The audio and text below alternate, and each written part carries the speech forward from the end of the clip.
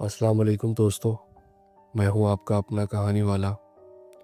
उम्मीद है कि आप सब खैरियत से होंगे। आज की कहानी काले जादू के बारे में है।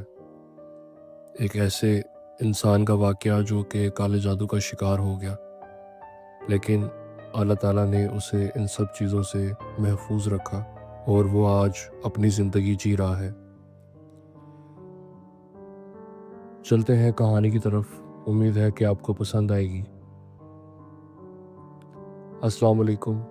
मेरा नाम एहसान है और जो मैं तुम्हें बताने जा रहा हूँ उसे मैं ज़िंदगी में कभी बताना नहीं चाहता था, लेकिन अगर मैं चुप रहा तो शायद बहुत से लोगों को भी इस चीज़ का शिकार होना पड़े या फिर सामना करना पड़े। ये कहानी पंजाब के एक बिल्कुल दूर दराज और छोटे से गांव की है, जहाँ पर ना तो सही तरह से सड़क जाती है, ना सिग्नल है, ना ही शहर के लोग उस गांव को सही तरीके से जानते हैं। जहाँ पर सिर्फ कच्ची सड़कें, अंधेरा और लोगों की अजीब खामोशी है। उस गांव का नाम है दारा। मेरे अब्बा जान के इंतकाल के बाद अम्मी काफ़ी खामोश रहने लगी थी और ये बात मुझे बहुत दुख देती थी। एक दिन उन्होंने कहा कि हमें उनकी नानी के पास उनके गांव जाना चाहिए। नानी बहुत बीमार है और शायद ज़्यादा दिनों की मेहमान नहीं है। मैं लाहौर का रहने वाला था और लाहौर की पैदाइश की वजह से लाहौर में ही पला बड़ा था। गांव का नाम सुनते ही मुझे गांव जाने का आइडिया पसंद नहीं आया, लेकिन अम्मी के चेहरे पर अजीब सी टेंशन थी, इसलिए मैं मना नहीं कर सका। और फिर वैन और फिर एक पुरानी सी जीप के बाद हम गांव पहुंचे। गांव का सफ़र बहुत ही अजीब था। शाम हो चुकी थी, सूरज ढलते हुए लाल हो रहा था। हवा में मिट्टी और पुरानी चीज़ों की बदबू सी थी। नानी का घर गांव के बिल्कुल आखिर में था, जैसे जानबूझ के उसे लोगों से दूर रहना पसंद था या फिर जानबूझकर मेन आबादी से दूर रखा गया हो। घर पुराना, दीवारें मिट्टी की, छत लकड़ी की और हर चीज़ पुरानी सी थी। जब मैंने उस घर को देखा, मेरी पहली नज़र पड़ने पर मेरी रूह ठंडी हो गई। मेरे जिस्म में एक झुरझुरी सी आई।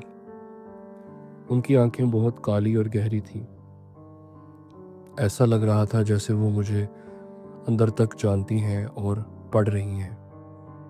उन्होंने सिर्फ इतना कहा, आ गए हो तुम, जैसे वो मेरा ही इंतज़ार कर रही थी। रात को मैं चारपाई पर लेटा हुआ था।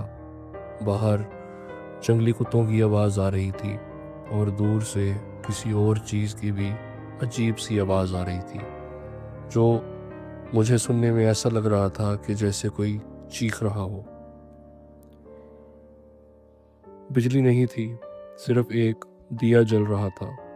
रात के करीब 2 से 3 के दरमियान मुझे किसी के चलने की आवाज़ आई। मैंने आंखें खोली और लेटे हुए सिर्फ गर्दन ऊपर करके देखने की कोशिश की, तो मुझे नज़र आया कि नानी कमरे से बाहर जा रही हैं। उनके हाथ में एक कपड़ा बंधा हुआ था और एक पुराना ताला था। मेरी क्यूरियोसिटी बढ़ गई। मैं चुपचाप उनके पीछे चलने का फ़ैसला किया। वो घर के पीछे एक छोटा से कमरे में चली गई। मैं दरवाजे के पीछे खड़ा हो गया और वहाँ खड़े होकर सब देखने लगा। अंधेरे से अजीब सी आवाज़ आ रही थी, जैसे वो किसी से बात कर रही हो, लेकिन अंदर कोई और नहीं था। मैं देख रहा था कि वो ज़मीन पर चौक से अजीब से निशान बनाने लगी थी। फिर उन्होंने कपड़ा खोला। उसमें बाल, नाखून, खून का भीगा हुआ कपड़ा और एक छोटा सा पुतला था। पुतले के सीने पर सुई लगी हुई थी। मैं बिल्कुल हक्का बक्का रह गया और डर गया। उस वक्त वहाँ पर अंधेरा था, लेकिन उस अंधेरे में इतना महसूस हो रहा था कि एक इंसान बैठा क्या कर रहा है, क्योंकि उस कमरे के कोने में भी एक दिया जल रहा था जिसकी रोशनी शायद सिर्फ उस कोने में ही महदूद थी। अगली सुबह मैं गाँव गया, लोगों से बात की, लेकिन जब मैं नानी का नाम लेता लोग चुप हो जाते। आखिर एक बुज़ुर्ग ने मुझे अलग बुलाकर कहा, बेटा उस रात जो भी तुमने देखा उसका जिक्र मत करो, और हो सके तो उस औरत से दूर रहो। तुम शहरी हो, तुम्हें पता नहीं है कि यहाँ क्या होता है। मैंने पूछा कि वाकई मुझे नहीं पता, आप मुझे बता दें कि यहाँ क्या होता है। उसने कहा वो काला जादू करती है। पिछले 20 साल में जितने लोग उस घर के पास रहे हैं उनकी ज़िंदगी तबाह हो गई है। कोई पागल होगा जो वहाँ जाएगा। वहाँ जाने वाले लोगों में कोई दिमागी तौर पर पागल हो गया, कोई मारा गया, कोई गांव छोड़कर भाग गया। मुझे लगा लोग ज़्यादा बढ़ा चढ़ा कर बता रहे होंगे, मेरी अम्मी की नानी है तो ऐसा थोड़ी हो सकता है। लेकिन रात वाला सीन याद आया तो मेरी रूह में एक अजीब सी ठंडी लहर दौड़ी। उस रात मुझे अजीब सा ख्वाब आया कि मैं उसी छोटे से कमरे में खड़ा हूँ। ज़मीन पर कुछ निशान बने हुए हैं और पुतला ज़मीन पर पड़ा है, और उस पुतले की जगह मैं हूँ। मेरे सामने मेरी नानी खड़ी हैं और वो कहती हैं कि तुम मेरी जान हो और अब तुम ही मेरे वारिस हो। मैं चीखने की कोशिश करता हूँ लेकिन आवाज़ नहीं निकलती। अचानक मेरी आँख खुल जाती है। मैं पसीने से भीगा होता हूँ और मेरी कलाई पर एक लाल धागा बंधा हुआ होता है। मैं उस धागे को देखकर बिल्कुल परेशान था, क्योंकि यहाँ आने से पहले और यहाँ आने के बाद मैंने कभी भी वो धागा अपने हाथ पर नहीं बांधा था।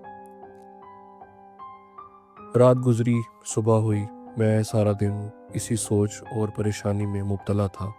अगली रात मैं जानबूझकर जागता रहा। रात के 3 बजे मुझे किसी ने आवाज़ दी, एहसान, एहसान। मैं उठा। कमरा खाली था। आवाज़ घर के पीछे से आ रही थी। मैं हिम्मत करके उस कमरे की तरफ गया। दरवाज़ा आधा खुला हुआ था। अंदर से वही दिए की लाल रोशनी आ रही थी। मैंने झांक कर देखा। नानी ज़मीन पर बैठी हुई थी। पुतले के माथे पर मेरा नाम लिखा हुआ था। फिर नानी ने एक सुई उठाई और पुतले के सीने में चुभो दी। उसी वक्त मेरे सीने में बहुत तेज़ दर्द हुआ। ऐसा लगा जैसे किसी ने मेरे दिल में सुई घुसा दी हो। मैं चीखा और गिर गया और बेहोश हो गया। उसके बाद क्या हुआ मुझे कुछ याद नहीं, लेकिन जब मेरी आँख खुली तो अम्मी ने मुझे सब बताया। पहले उन्होंने हंसी में बात को उड़ा दिया, लेकिन जब मैंने लाल धागा और अपने सीने पर ज़ख्म का निशान दिखाया तो उनका चेहरा सफ़ेद हो गया। अम्मी ने बताया कि उनकी नानी ने ही तुम्हारा नाम रखा था जब तुम पैदा हुए थे, और वो कहती थी कि तुम उनकी उन काली ताकतों के वारिस हो। मैंने पूछा कि कौन सी ताकतें? तो अम्मी ने कहा कि नानी गांव की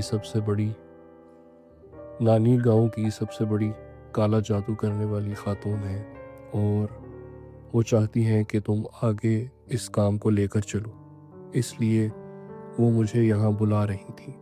उस रात नानी ने मुझे कोठड़ी में बुलाया। कोठड़ी मतलब वही पुराना छोटा कमरा। कमरे में अंधेरा था। दीवार पर अजीब सा साया हरकत कर रहा था। पुतला ज़मीन पर पड़ा था। नानी ने कहा, तुम मुझे छोड़कर नहीं जा सकते, अब तुम्हें यहीं रहना होगा, तुम्हारी रूह मेरे पास रहेगी। उनकी आवाज़ मुझे इंसानी आवाज़ नहीं लग रही थी। उन्होंने कहा अगर मैं मना करूँगा वो मेरी अम्मी को नुकसान पहुँचाएंगी। मैं उस वक्त रो रहा था। उन्होंने मेरे हाथ से खून निकाला और वहाँ पर बने हुए अजीब से निशानों पर डालने लगी। फिर मुझे लगा जैसे किसी ने मेरे जिस्म को काबू कर लिया हो, और फिर अचानक सब अंधेरा हो गया। मैं बेहोश हो गया और उसके बाद क्या हुआ मुझे कुछ याद नहीं। लेकिन जब मुझे होश आया तो मैं लाहौर के एक अस्पताल में था। अम्मी मेरे पास थीं। उन्होंने बताया कि उस रात नानी के घर में आग लग गई और मैंने शोर मचाकर गांव के लोगों को बुलाया और बड़ी मुश्किल से तुम्हें वहाँ से निकाला और हम वहाँ से निकलने में कामयाब हुए। लेकिन लोग कहते हैं कि आग इतनी ज़्यादा शिद्दत इख्तियार कर गई थी कि नानी और उनका सारा घर वहीं पर जल गया। लेकिन सबसे अजीब बात यह थी कि किसी को उनकी लाश या जली हुई डेड बॉडी के बाकियात नहीं मिले। मैं समझता था सब कुछ ख़त्म हो गया है और अब मैं सुकून से सांस ले सकता हूँ और ज़िंदगी गुजार सकता हूँ, क्योंकि मैं अपने शहर वाले घर में वापस आ चुका हूँ। लेकिन नहीं, वही ख्वाब आते हैं जिसमें मुझे पुतला, वही निशान और वही आवाज़ें सुनाई देती हैं कि तुम मेरे पास रहो, तुम मेरी जान हो। और हर सुबह मेरी कलाई पर वही धागा मुझे नज़र आता है। मैं उस धागे को काट देता हूँ, लेकिन सारा दिन मुझे यूं ही लगता है जैसे वो धागा मेरी कलाई पर बंधा हो। आजकल मुझे लगता है कि मेरे अंदर कोई और भी रहता है, शायद कोई ऐसा साया जिसको नहीं होना चाहिए। तो दोस्तों, ये था आज का वाक़या। उम्मीद है कि आपको पसंद आया होगा। मज़ीद ऐसे ही खौफनाक वाक़यात सुनने के लिए हमारे चैनल को सब्सक्राइब कर लें और बेल आइकन दबा दें, ताकि आने वाले मज़ीद ऐसे वाक़यात आप तक सबसे पहले पहुँचे। कहानी पसंद आई हो तो लाइक कीजिएगा, शेयर कीजिएगा। मिलते हैं जल्द ही किसी नए वाक़ये के साथ। तब तक के लिए जुड़े रहिए।